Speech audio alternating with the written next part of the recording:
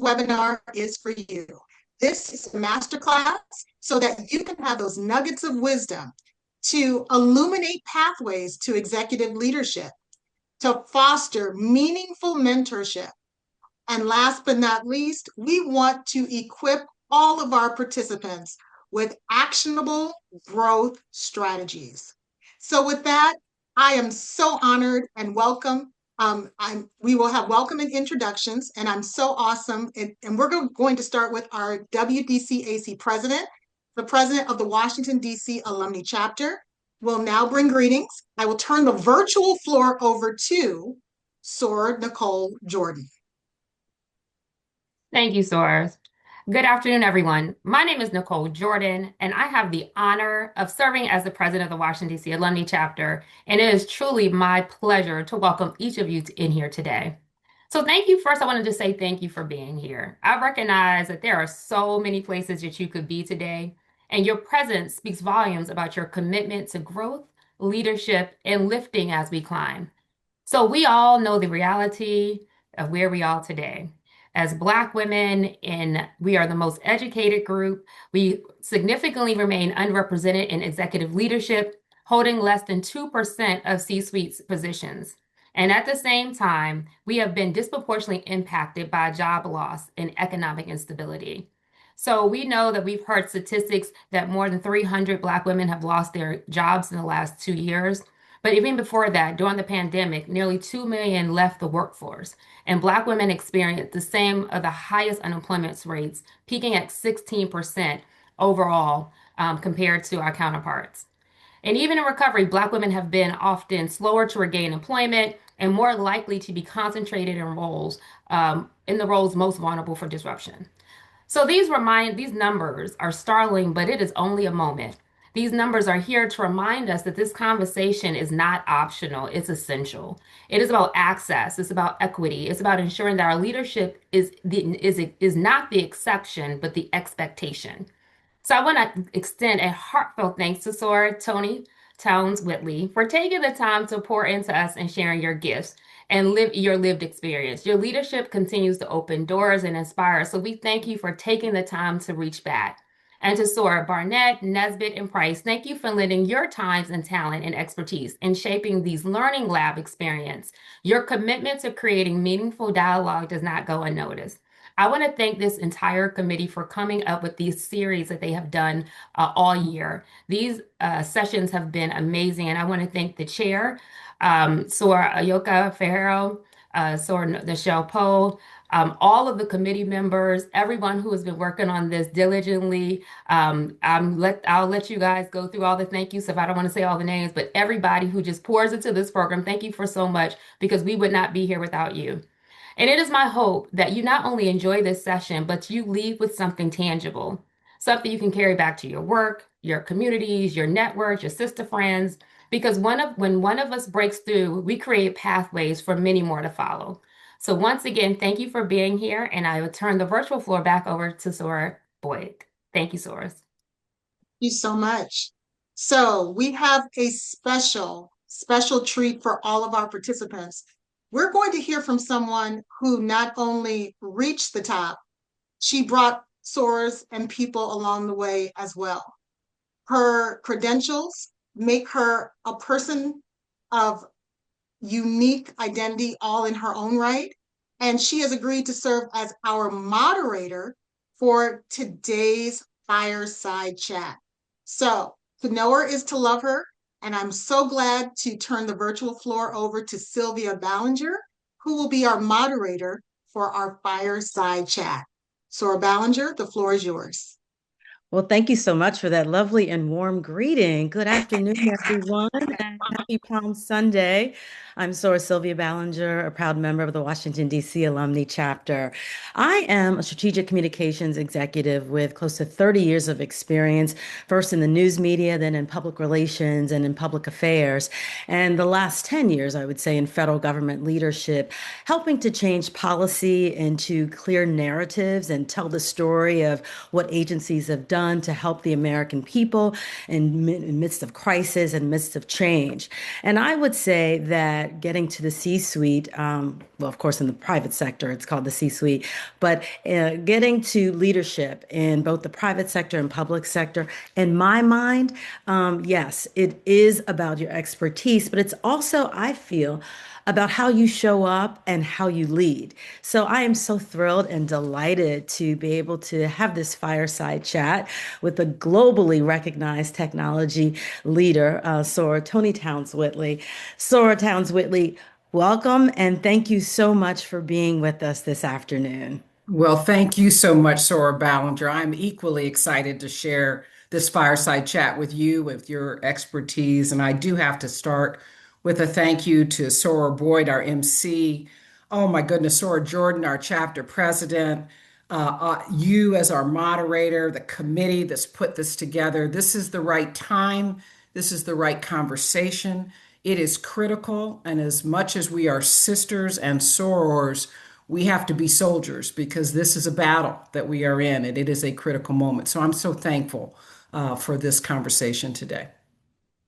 Well, thank you so much. So I will dive right into a few questions that I have for you. And the chat is also opening. I'm going to be monitoring the chat as well to see what type of questions people have as well for you. I want to start with a latest LinkedIn post that you actually had up, and you described it as a masterclass in leading through transition with clarity and humility. So what stands out is how you frame change really not as sort of a disruption, but as stewardship, right? You honor the work, the people, and the mission, even as our paths have shifted in this last year to 2 years. So, how have you been able to frame this transition with such grace? Because it can be really heavy when the pivot comes and has to happen.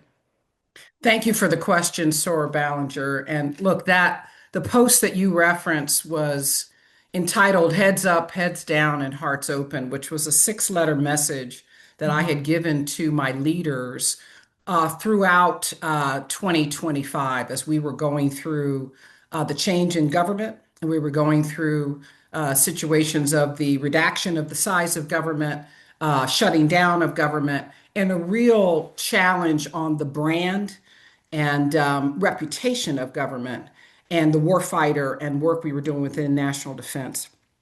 And I had asked my leaders to consider that we needed to focus on getting the work done that we were contracted to do, hence heads down, that there is always the work and the excellence of the work that has to be paramount, but that this team that had been so mission oriented, so heads down for 57 years as a company, the company I'm referencing that I was CEO of was SAIC, that this company also needed to lift their head up, had to start to see patterns around them in the organizations that they served, what was happening with their customers, and quite frankly, the broader government environment. And then hearts open, that in the context of all of this change, could we differentiate by being but with empathy?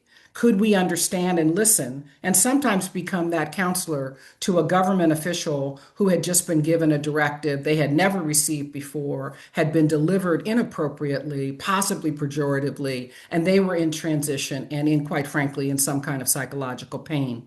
Could we address those customers in a certain way? Could we address and would I spend time on the Hill and with our leaders and bring some truth to power on what was true and what was myth in this conversation around government transition? And so that was it was a love letter to a company that I had been with for 27 months, that I had known for the majority of my career, and that I was proud to serve, so that they would also, shoulders up, feel good about the work and some of the firsts that we had accomplished as a team. It was also a reminder to them that change is difficult. It's not linear. There are always changes that come that we have planned and changes that come that we have not planned.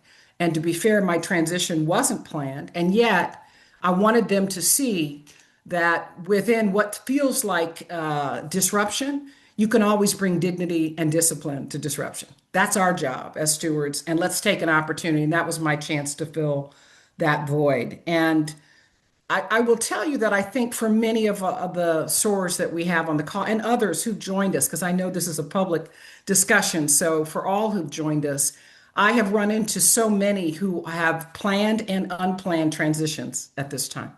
Many are determining not only what is their next step, but how Mhm. do they characterize and look back by way of legacy on the work they've done?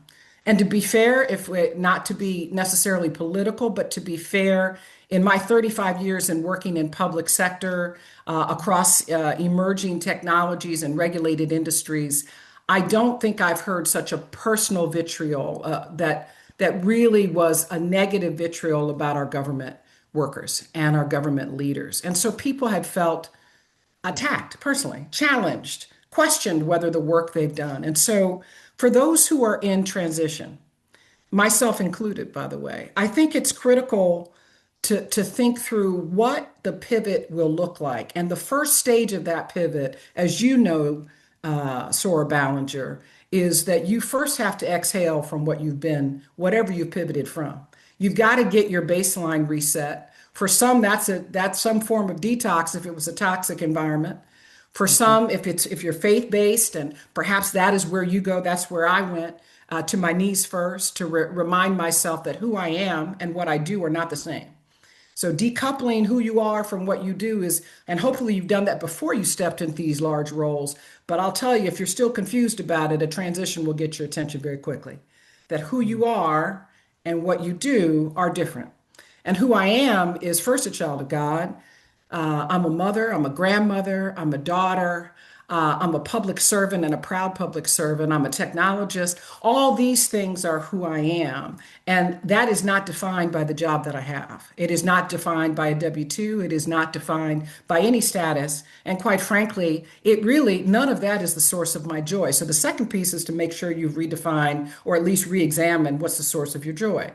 Because as I said to my board of directors, you can't take away what you didn't give. So the good news is there's no stock moment, there's no squawk box moment, there's no minute on the hill, there's no committee that can take away something that they didn't give you. So foundationally, to reconnect with source of joy, and then, and these are part of the 10 core values I've had for the last 35 years. Five I built in the first 15 years of my career. The last 20 years have been the other five. But source of joy is one of my core values. So I think you have to sit back and rest on some core values.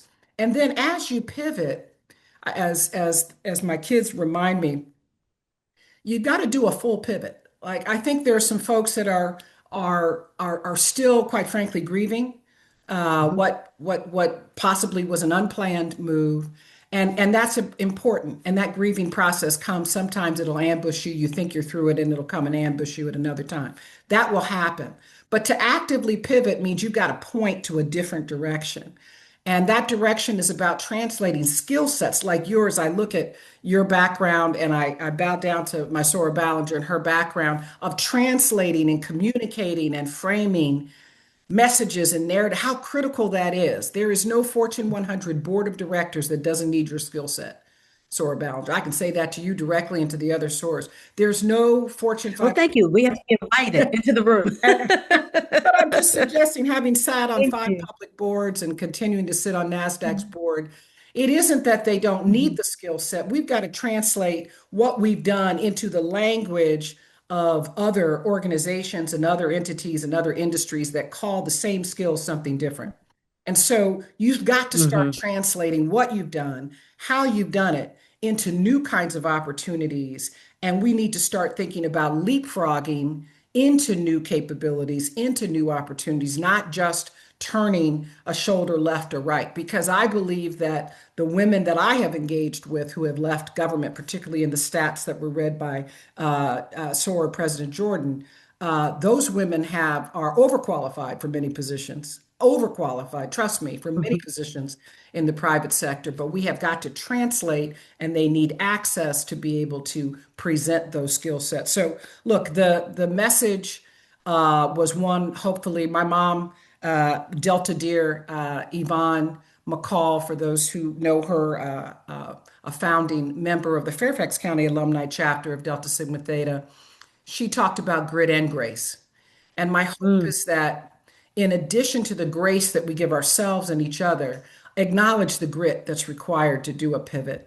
Acknowledge right. that in this time because the industry is changing. As you know, Sora Ballinger, the industry is changing, not just the defense industry or GovCon, and we're going to go there, I know, in our questions, but Mhm. the entire landscape is changing, and you've got to be informed about what is current, what is relevant, and what is marketable going forward. I want to just really quickly put a pin right there, though, in about the pivoting when you say you must look at and identify your other skill sets. So when someone has been doing a job for 30 years, right? Certain amount of skills that they have put into that job. Say they're not into AI yet, because that can help you do a lot. But what are there any resources? What can get their minds thinking and to begin to have that shift? Because some people do believe this is all I've done, but they have done more. So how do you pick apart those skills? I think it starts with a bit of an inventory, and sometimes you need to phone a friend, meaning Mm, you're not even aware of your own skill sets. But it's amazing how we will limit as we self-describe, we limit. And whether it's humility or some sense of self-esteem, we limit. But I'll tell you where we don't limit. At one point in my career, I was working on negotiating a compensation discussion. And I realized that I was shooting too low, very low in that discussion. And I was struggling with that. And I went to a dear friend who happens to be a lawyer, and she asked me to do one exercise. And the exercise she did was she said, Tony, I want you to go ahead and negotiate the compensation for your youngest daughter who had just graduated.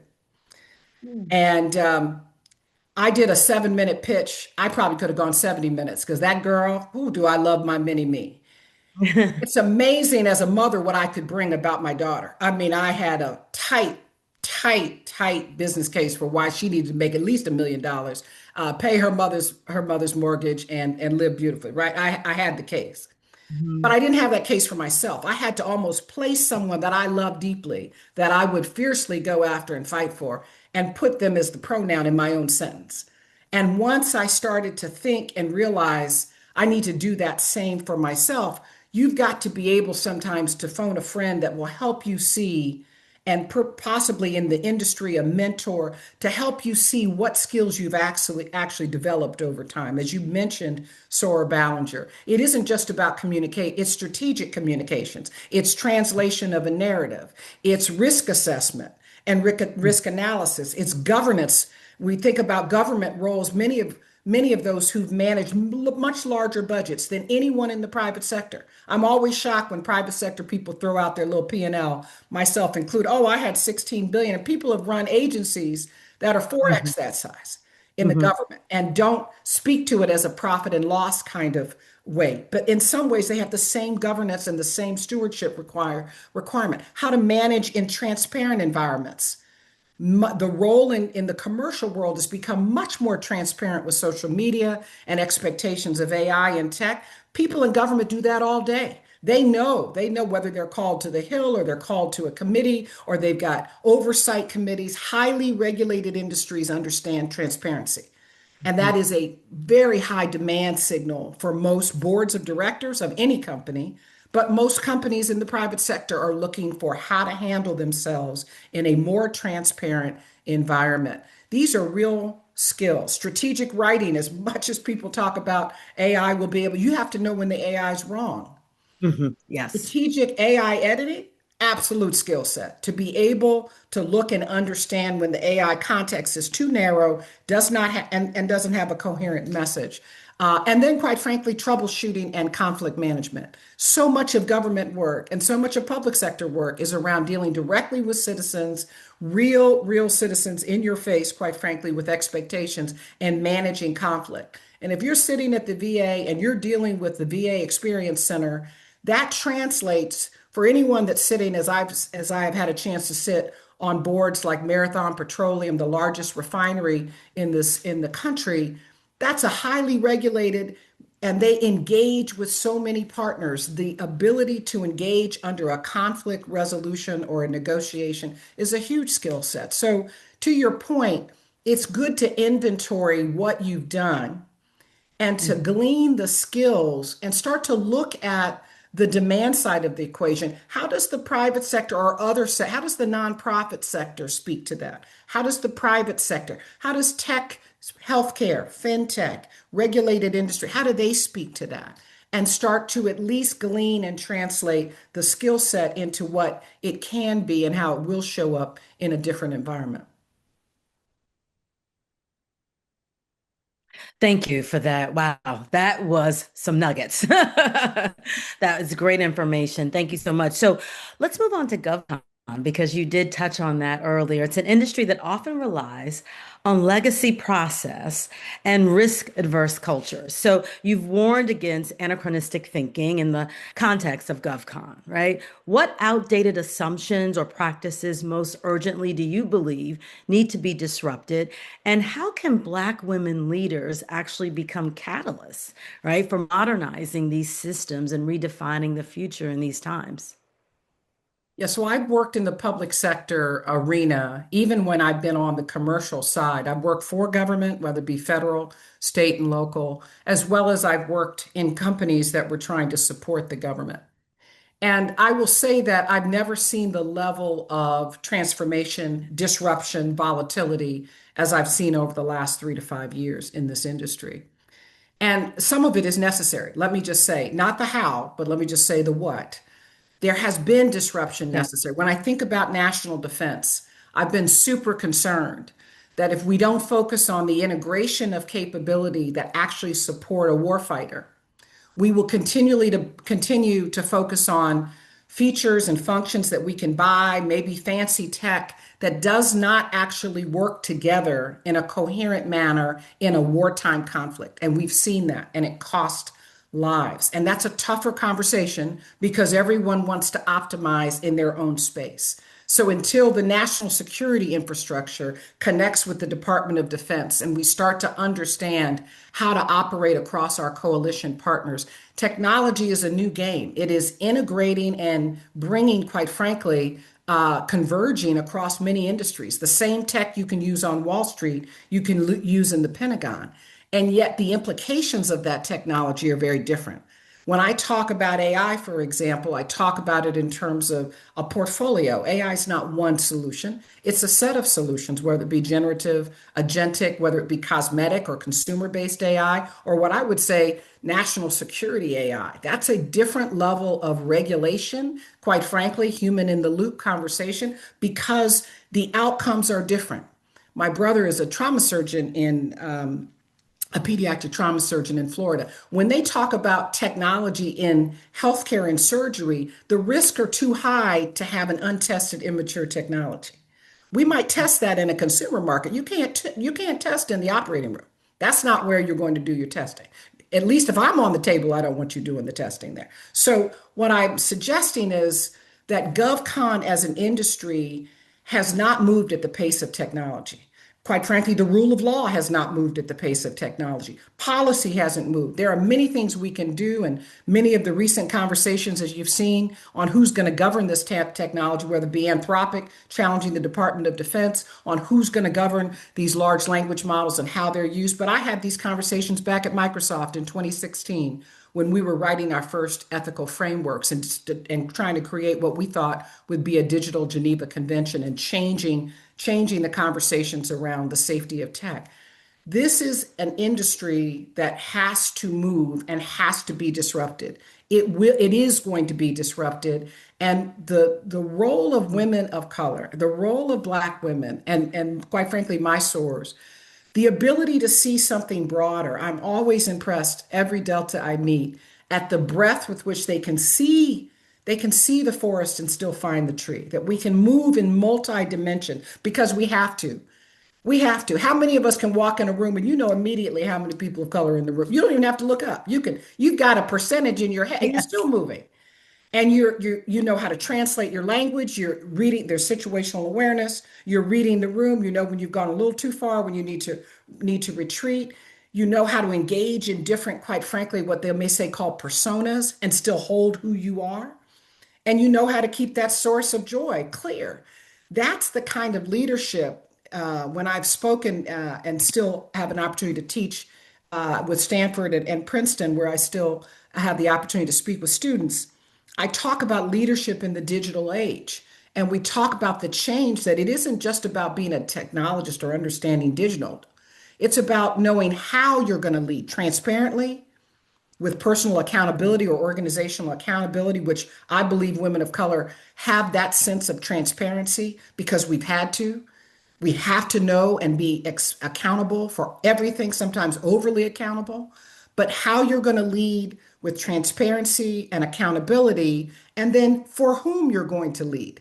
Who's going to be the net benefactor of your leadership? Is it going to be an inclusive leadership, or is it going to exacerbate a digital divide so the winners and losers, they start to look very similar? And we're in an economy right now, as you know, called a K economy, where those who have significant assets, particularly invested assets, are doing quite well. Just to be clear, the rich are getting richer, and those who are struggling more. And that is the definition of the K economy. And if your leadership isn't intentional, that economy and that construct will continue. And there's no better group than women of color to understand the reality of that. Whatever side you are on the K, that your leadership has to be inclusive, has to have a digital dividend, not exacerbate the situation. And quite frankly, that you hold yourself accountable for doing this, for sort of bringing folks with you, bringing the entire community with you. So I just think this is an industry where I want to see more women of color. As you know, we have had in the Fortune 500 one Black woman as a CEO on the defense side. I want that number to be at least double digit moving forward. We've had 50 women CEOs, Fortune 500 CEOs, and historically we've had 4 Black women and two currently, which is unacceptable. Unacceptable. So I say that to you that I think we're equipped. So the issue isn't whether we're equipped. The issue is how do we pivot towards, get access to, translate those skill sets into the language of the environment that we're in, and look beyond the current situation, because we'll just get discouraged, depressed, and step away and distracted if we are only focused on 3 to 6 months out. Yes, I concur. We cannot get distracted at this time. We actually do have a couple of questions in the chat. Sora Hughes, did you want to read one of the questions? Yes. We have a question. I aspire to reach the SES level and understand the barriers that exist for Black women in federal leadership. With current shifts, the rollback of programs designed to address these barriers from the administration, how do we strategically navigate and continue to advancing despite the current climate? I think that's a super fair question. First of all, I appreciate your aspiration. Let me start with that and encourage you to hold to that aspiration. And I think first we have to be honest that there have been, we've gone backwards over the last 12 to 15, but let's just call it what it is. When I walked around the E-ring of the Pentagon months ago, I was shocked to see not only the fewer women of color, fewer women writ large, just full stop. So there have been targeted programs to ensure that we don't move forward for a period of time. That's just what's happened. At the same time, I am encouraged by the fact that we have got to find other venues to bring that point forward. And I've been super disappointed, as many of you, by the legislative challenges, right? In terms of the legislation, the legislative branch's ability to challenge some of this. I've been concerned at the executive branch and who's going to stand up and address promotion cycles, address what the SES population looks like. There are organizations like Partnership for Public Service, led by Max Stier and others. They've just done an interesting study on the effect of the last 13 months on different groups within, and they've got some phenomenal data that show exactly what this conversation is, and the data shows the effect on women of color, and particularly women of color who were advancing, who were GS 14, 15 up for these SES positions. But the question is, what are we going to do with that data? Who's listening? And are we willing to come together and create our own messaging around that? Are we going to work the political angles as well as, quite frankly, pressure directly into these agencies themselves? Right now, I would argue that most people are focused on, I'm going to say, large political milestone, midterms, various elections. I think we've got to have some micro milestones. And so the first thing is to get the data out to make sure that it's clear where we have stood and who's been hurt and how they've been hurt. Second, if you're pushing forward, continue with your excellence in your work. And I know you have it. We don't even have to go as to whether how excellent you're. Continue with the excellence in the work. Nothing can take away from a phenomenal track record. Connect with others who are at your level, who are also pushing. This is not a competition against them. And don't let others turn us against each other because you're not competing with GS15 sister Sora. You're not. You all are competing with something much bigger. And I did an article years ago about glass shoulders when people were very focused on glass ceilings. As important as it is to break through glass ceilings, what I have found in my career historically have been that as I'm moving fast and moving into a lane and moving beyond some of my peers, it is glass shoulders that come out. And sometimes it's from women who don't look like me at times. Sometimes it has been from other peers, but there have been barriers from people who were fine as long as I was under that shoulder. And as soon as I started to raise above, all of a sudden, I was a challenge. Some of you are nodding your heads. I could even see you on the screen. And so you're feeling this glass shoulders thing. I think we touched something here, Sister Ed Sora Ballinger. But this is what happens. This is the fragility of humankind. This is the insecurity of humankind. So let us not, and please let's tell our daughters to not be surprised by this, because this is something that we have all seen. But I'm suggesting to you that people who are only looking up at the glass ceiling need to look at some glass shoulders. Who is trying to hold you down that is literally at your own level? And this is where two core values come, Sora Ballinger, that I've had two of my 10. One has been assume positive intent. I start with, I assume positive intent for everybody I engage with. I assume if you don't like me, you've had a bad day because I am absolutely quite wonderful. I'm so wonderful. You just had such a bad day, and I'm going to give you another opportunity. I assume positive intent for someone who tries to take my words from me or summarize. I assume positive intent for somebody who's marginalizing and microaggression. Initially, I assume. But once you've determined negative intent over time, we've got to learn to set boundaries, immediate boundaries, personal, professional boundaries.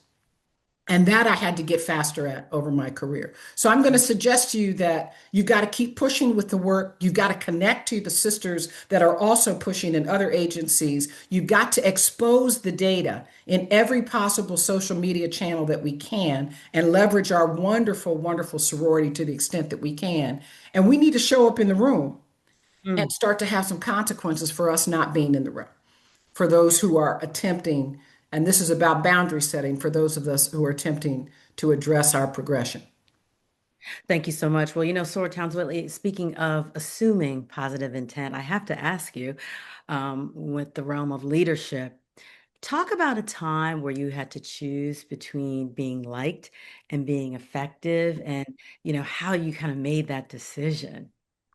That's always a challenge. I think I'm more aware of it looking back than looking forward. I will tell you, looking back, I started as CEO at SAIC on October 2nd, 2023. On October 7th, Israel was attacked. And the first reactions and many reactions in my own industry and my peer group were to come out with a social statement, a public statement. And many of my own employees were looking for GoFundMe pages and various. They wanted to see, but they were divided. There were some who wanted to see a response, some who wanted to see response on behalf of Palestine. We had a whole range, and I had been in office, if you will, in role for 5 days.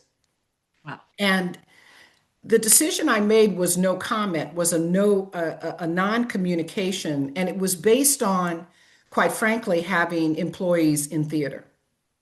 And anyone who works in the national defense arena, without, starting to go into classified or unclassified discussions, I'll say anyone who works in that theater in that arena knows that if you have employees on the ground, you've got to be super careful because the words of the CEO these days are tracked, and they are tracked by adversaries. They are tracked. You can cause great, great harm to your own employees in your own company.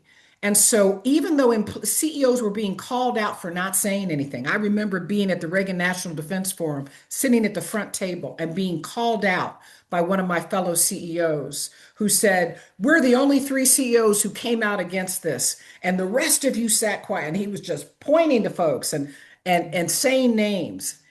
And I sat, I let him finish. And then in a smaller session, just re-acknowledged everybody who truly understands national defense knows why certain people have to be silent and why when they have to be silent. It wasn't a popular decision, but it was not only effective, it was the safe decision for the company. Similarly, when Doge came, for those of you, the government program that was instituted through the General Services Administration. And when they came to start to look at reducing the size of government, and we had all of these executive orders. I think it felt like we had executive orders in the first few weeks that were coming fast and furious. One of the executive orders said that we had to change our signature block. No more identity pronouns, he, she, they, them. A very tough one in my company. I'm sure many companies. The decision, look, we had no choice but to follow what was then presented, even though it was an executive order, didn't have complete rule of law, but for our company, we had to follow that. It was actually written into our contracts. So when we made that decision, the decision, Sora Ballinger, was that if we were going to eliminate the signature block, we were eliminating it for everyone. The whole company was going to a single unified signature block. Not only were the people who had worked very hard to get identity signatures upset with me. The group I didn't know that was going to show up at my office were all my retired military, who their signature block was their rank. And I'm the daughter of a 3-star who's sitting next door, right? I'm a military brat, born in Fort Benning, and with an Air Force brother and a Coast Guard brother, and a Marine cousin.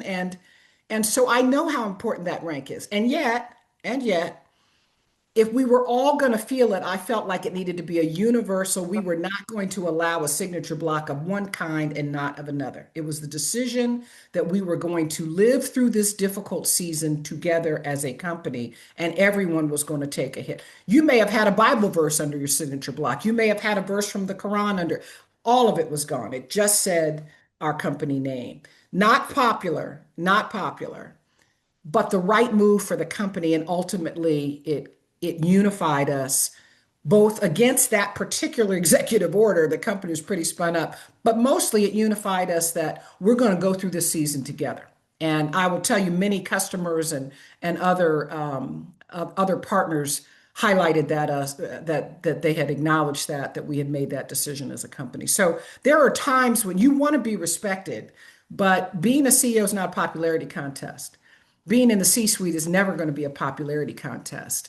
And in fact, if you're clear with your core values of what you're looking to do, who you are, and how who you are is not what you do, but the legacy you want to leave, you've got to let the guiding principles keep you forward. Because if you wait to have a day where everybody's excited, I always tell my team, whenever the customer or the employee sat scores were their highest and the team was like, the whole company loves you. I said, give it a day, a week. I'll be going down the elevator next week. Trust me, the same folks on the way up are the same folks on the way down. You cannot, I try not to get overly focused on the popularity of it. Yes.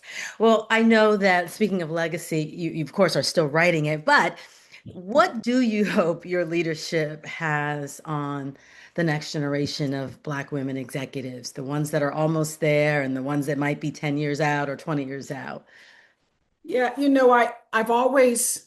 I'm one of those from a generation that before there were Tiger moms, there were Delta moms. There was my mom. I don't know if anybody had the beat, not twice as good, maybe 3 times as good. And you're 8 years old at the spelling bee and you represent every Black person, every woman. There's no problem with pressure in our family, none.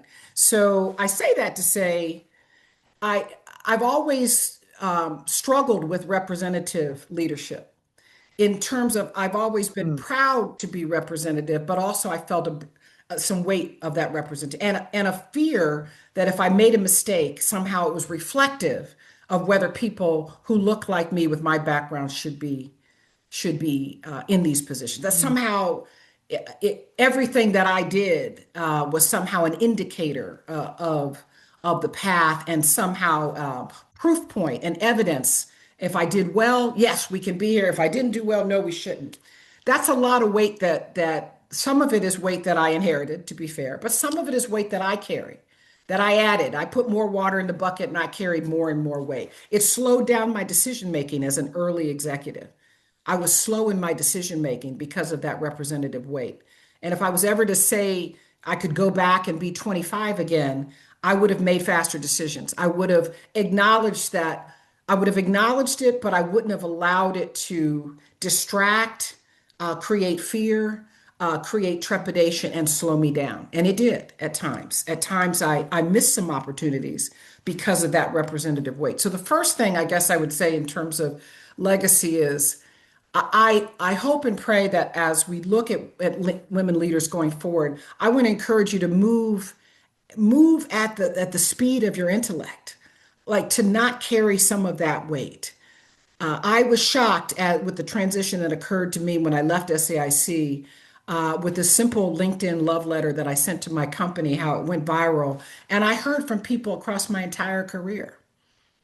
And as I listened to people across my entire career, they let me know what they had experienced with me. And it was a love letter back to me that I got that said, "Hey, authenticity, grace, grit, take on the hard problems. I love being in the public. I love being in the highest regulated industries. I love being in large public companies. I bring it on the transparency, bring it on the accountability, bring it on the scale." And so if that's what you love, don't verge from that path because you're going to have a few stumbles or because you're going to have somebody in the cheap seats reminding you of every failure, because that is not how you get through that path. You Okay. get through that path, and the legacy that you want to leave is that there are going to be some women who have grit and grace, and they are able to bring their whole selves to every experience, bringing their whole authentic selves to every experience, and creating environments where everyone else around them can bring their whole selves. That doesn't mean you're going to love their whole self. It doesn't mean Mhm. you're going to have teams that work in beautiful linear fashion. You may have some orthogonal thinkers. When they bring their whole self, they're going to take you off path, but they may take you to a better path. And if we have both the tolerance, humility, the intellect, the cognitive patterns to pull the best out of everyone when they're bringing their whole self, to me, that is the legacy of a highly optimized organization and the best leadership models that I've seen. And I'm hoping that people have seen some of that in my leadership, but that whatever fear, trepidation, concern, that gets diminished, and that they're more focused on the excitement and the beauty and the excellence and the stewardship that you can have when you can affect culture and people can bring themselves. So, Towns Whitley, we could talk another 45 minutes to an hour. I really, really appreciate your time. You have shared so much with us, and we cannot thank you enough. But I know there are so many more questions that people would love to ask you. But can you let us know how we can follow you on social media? If you Oh, would drop it in the chat later, especially on LinkedIn for those who aren't connected with you, yeah. because you share so much knowledge and wisdom. Because we do have to move on, but I do want people to know how they can reach you. Thank you, Sorba. I am absolutely on LinkedIn, and please drop me a note there. As I'm in transition, I'm sitting on the NASDAQ board, the Thurgood Marshall College Fund board, trying to bring some more technology to our historically Black colleges and make sure that they're ready for the digital landscape of the future. I'm thinking about and ask you all to pray for me as I consider codifying some of my memoir, but quite frankly, my mandate into an actual publication over the next 12 to 18 months. But as I'm going forward, I would just ask you, I'm very focused right now on the overlap of AI ethics and, quite frankly, faith-based ethics in AI that are going to determine the labor force. And I'm focused on the humans, not just the tech. I know the tech and the tools, staying current with that's a big job. but I want to focus on the human productivity. And so that's how I'd love to engage with those who are particularly interested in that area. So much Okay. great work out there. You'll see me posting some things on what is the new definition of productivity, what are the skill sets that are needed, what are the jobs that are going to be. And I don't believe some of the things, please don't get caught up in all that you're hearing in the hype that all jobs are going away, but there is a fundamental pivot, and I want to see our community at the forefront of that versus at the tail end of that getting whatever scraps are left. That is not acceptable. So look forward to seeing you on LinkedIn. Probably there's a Forbes article coming out next week, I believe, where I was interviewed. And I'm also co-chairing Fortune Most Powerful Women this year. So I'll be in Santa Barbara. And so if you want to trail with the Fortune Most Powerful Women, that's a fun way to follow what I'm doing as well. Okay, awesome. Thank you so much, Sora Tony Towns Whitley. It has been a pleasure and a joy to have this fireside chat with you. Hi, good evening, everyone. Thank you, Sora Boyd, for being our mistress of ceremonies this evening. And all I can say is what an evening. The Professional Networking Program Committee planned this event, but we know it was going to be good, but we didn't know it would be this good. And honestly, this evening has been absolutely incredible. So tonight, you guys have received so many gems, from finding your joy and the permission to be great, as well as not letting your position define who you are.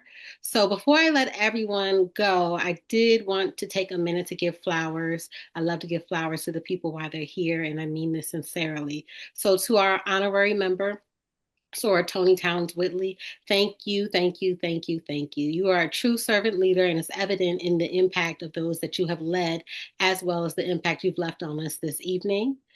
To Sora D. Pearl Barnett, Juanita Price, Dr. LaQuandra Nesbitt, and Sora President Nicole Jordan, thank you for being real with us tonight.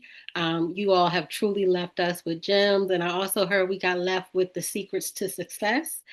So Sylvia Ballinger, our moderator, you asked the questions we were all thinking, and you really kept the conversation moving with such ease. So thank you for holding this space so well.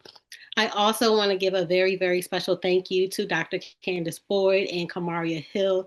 You helped me see this vision through from the very beginning. And this program honestly did not happen without you all. And I'm so grateful for your partnership.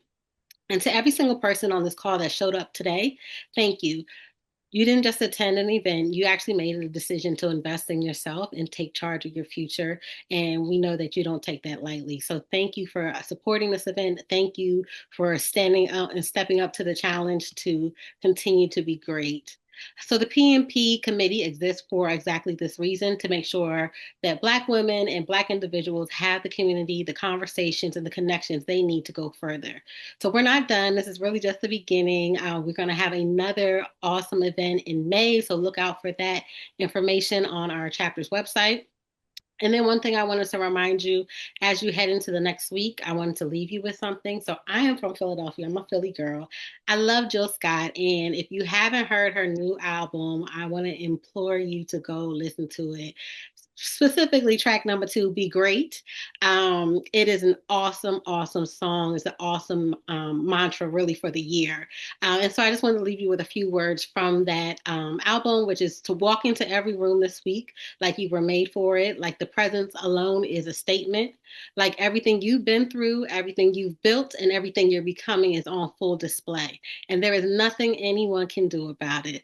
That is your mantra for this week. Please be great. And thank you so much. And so I will now pass it over to First VP Tamara Wellesley. Thank you, Sora Fajardo, and good evening, sorors and guests. Again, I'm Tamara Wellesley, and I am the first vice president of the Washington, D.C. Alumnae chapter of Delta Sigma Theta Sorority Incorporated. And just to echo my soror Fajardo, what a powerful and timely program this has been. It's just been simply amazing. It was not just a conversation about leadership. It really was a call for us as Black women to lead with clarity, courage, and conviction. I think what we experienced was grounded in truth, shaped by real leadership. We were reminded that reaching the C-suite is not simply about getting there, but how you lead once you arrive. And we received a lot of little nuggets of wisdom that leadership requires clarity in times of change, the discipline to disrupt outdated thinking, and the courage to be effective, even when it does not make you popular. Because leadership at that level is not about a popularity contest, as we heard, it is about responsibility. We also heard about glass shoulders, the concept that so many of us, especially as Black women, and I can relate to this firsthand, that we carry the weight of organizations, building and sustaining what others benefit from, often without recognition, and yet we still lead. We lead with strength, with excellence, with impact, and with resiliency. We were also reminded that leadership is stewardship and that great leaders have the ability to pull the best out of everyone in their organization. We also heard that empathy matters. Hands up, heads up, hands down, hearts open. And if you have not checked out that LinkedIn post from our honorary member, please go and read that. You will be enriched even further beyond what you heard this evening. We also, while we assume positive intent, we must also have the clarity to set boundaries when needed. So I just want to say to our featured guests, our honorary member, Tony Towns Whitley, thank you, thank you, thank you for your insight, for your honesty, and your example of leading with both strength and attention. To our moderator, our lab leaders, the Professional Networking Programming Committee, Sora Fajardo, you gave flowers to everyone. I'm giving flowers to you. You have done an amazing job leading this committee with your co-chair, Sora Nichelle Poe, and all of the excellent programming that you are bringing forth. So kudos to you and flowers to you. And thank you for your leadership in the committee, for your vision and your execution of this wonderful program this evening. So to everyone who joined us, I want to close with, just go out and lead with clarity, move with intention, and own your presence in every room you entered. And also remember that grace will shape how you lead and grit will sustain you when it gets hard. So thank you for attending and enjoy the rest of your evening. Thank you so much, Sora Wellesley. And again, if I could just ask one little favor, that's for everyone to find that reaction button and let the committee members know, the tech diva know, the facilitators know what we thought about them today. It took so many people that came together to make this vision of a reality. And we often hear the term, many hands make light work. So again, we want to take a moment to thank each and every person that you see on the screen. It's not lost on us that they are taking their time to make this event and so many events great. Now, last but not least, I want you to take your phone. Please take a picture of this QR code, and we want to hear from you. As Sora Fajardo said, we will continue to have events like this in the future. And our goal is only one thing, and that is to do better, get better, and be better. So your feedback is crucial to our future programming. So please take a moment, scan the QR code, let us know what you think about today's event, and we look forward to seeing you at a future Washington, D.C. Alumni Chapter event. So again, on behalf of the chapter, the committee, and myself as the Mistress of Ceremonies, we thank you and we hope you have a wonderful evening. Thank you and good night.